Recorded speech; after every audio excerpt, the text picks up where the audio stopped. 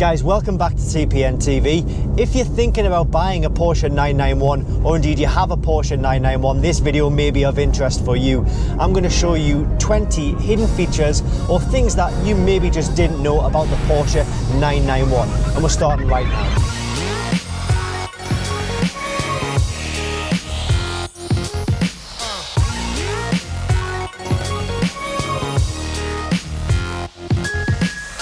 So make sure to hit that subscribe button and click the bell so you don't miss anything. You can also follow me on Instagram at TPNTV, link in the description. So the first thing is a key trick. Press and hold the unlock button and you'll see the windows will automatically come down on their own.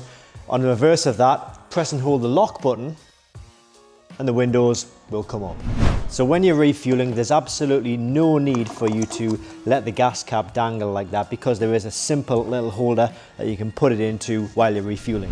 Now Porsche and a lot of other people will have you believe that these cars have 400 brake horsepower.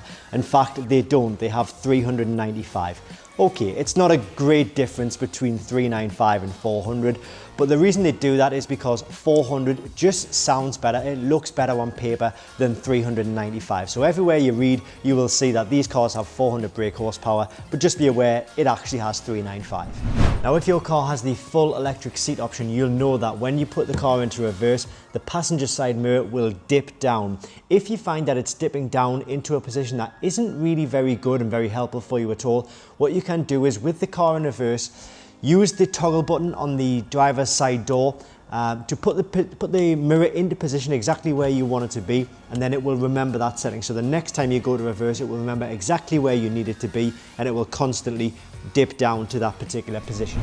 Now you're probably aware that this car does have a 12-volt power outlet right there. You're probably also aware that it does have one in the glove box right there, along with a USB and an aux cable.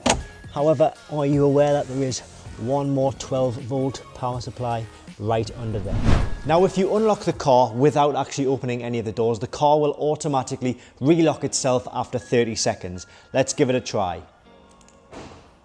So I've started my timer, let's let it run for 30 seconds. 25, it's probably going to relock any second now. There we go.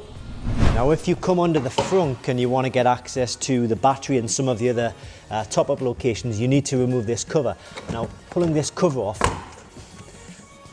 it's just held on by a few clips, but what you can do is there is a little yellow lever here which allows you to prop it up without having to take it out of the vehicle. Then you get access to the battery, your tyre inflator, your brake fluid. Sticking with this part of the vehicle, if we remove this side here, what it does give you is a towing eye, and if we remove this here, it gives you a basic toolkit. So this is the tool to remove the headlights.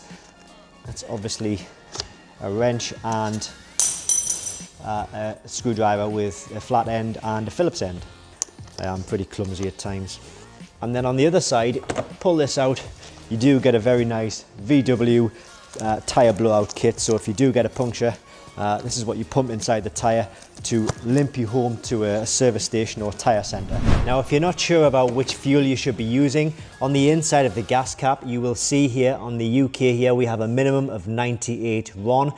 Depending on where you are in the world, in the USA, it might have a completely different number there depending on the levels or the specifications of fuel in your specific area. But that's where you'll find the fuel that should be used. Now for the purposes of pure curiosity, I'm going to do this one so you guys will never have to do it.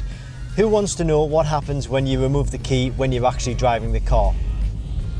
What do you mean nobody? Well, okay, fair enough, but I'm just going to do it in any case. I'm doing 15 miles an hour now, key is out.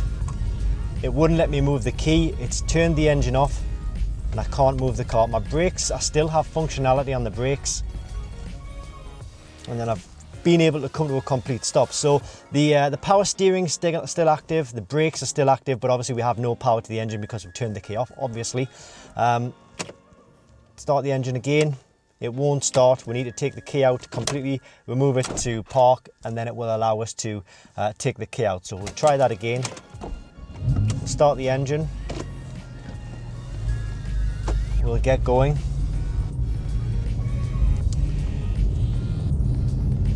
This time I'm going to ramp it up to about 25 miles an hour, 23, 24, 25, key out now. But can I put the, yeah, so what I can do is I can restart the key when I'm moving, and then it's allowed me to get power to the engine again. So it turns the engine off, instantly turns the engine back on. The key remained in the socket at all times. If you're on the Autobahn or somewhere with unrestricted speed limits and you have your car in cruise control, that cruise control will automatically disable at 145 miles per hour. Now, I'm not going to do that to demonstrate it, but if you guys want to demonstrate it on the Autobahn, let me know how it goes. Put a comment in the box below. Now, in most cars, if you want to check the oil level, you will need to use the dipstick. In this car, it's a little bit different. It's electronically operated. So you need to look at this menu here. You need to go to the vehicle setup. Then you need to go into the vehicle. You need to go to oil measurement, and there it will give you the oil level in the vehicle. So next up is actually a safety feature. The speedometer on the car actually overreads the current miles per hour. So let's say, for example, your speedo is telling you that you're doing 50 miles an hour. You may well, in fact, only be doing something like 47, 46, 48 or so. I don't know the exact difference, because I think it might change as the speed goes up or down. But just understand that it is a safety feature, and it's not really a common thing, but something that, you know, is interesting to know. If you go to the vehicle section and you use this stalk, push it in, and what you'll see is a new menu opens up. It's kind of like a hidden menu, but it gives you lots of information, service messages, service intervals about when the next services are due, fuel consumptions if you're interested in that, oil measurements, which shows you the oil level, vehicle limits, you can set limits on the vehicle, and also specific settings: display, times, light visibility, locking, air conditioning, volume units, language, and reset everything. So that's kind of a hidden menu. Now, this is something that unfortunately I can't demonstrate in this car because I don't have the paddles. But if you do have the flappy paddles, the gear stick paddles on your 991 steering wheel, then what you can do is pull them both back at the same time, and that will put the car into neutral. It definitely doesn't work with using these PDK buttons that I have on my steering wheel. Look, I'll push them both. It's just changing gear for me. So it doesn't work with the buttons, but it does work with the paddles. So next up is a thing called coast mode. I'm driving on the motorway right now.